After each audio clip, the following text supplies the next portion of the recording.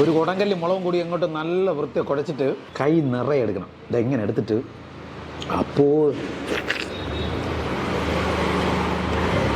ഞങ്ങൾ ഇന്നത്തെ ഇവിടെ ഏറ്റവും വലിയ പ്രത്യേകം എന്ന് പറയുന്നത് എൻ്റെ പൊന്നെണ്ണ ഞാൻ കുറച്ച് പഴിഞ്ഞു കുടിക്കാൻ വേണ്ടി വന്നതാണ്.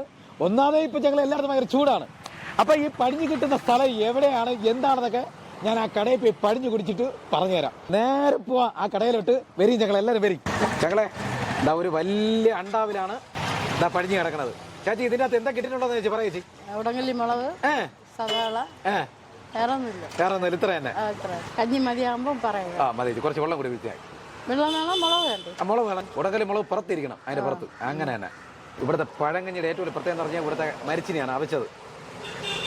ചേച്ചി ഇതും തലേദിവസം അഭിഷേകിക്കണേ ചേച്ചി? മരിച്ചിനി വൈകുന്നേരം അഭിഷേകിക്കുന്നല്ലേ? വൈകുന്നേരമല്ല, ഇത് പിന്നെ രാവിലെ അഭിഷേകിക്കുന്ന നല്ല അടിപൊളി തൈരാണേ. അവിടെ തീർന്ന ശേഷമാണ് ഇവിടെ വന്നത്.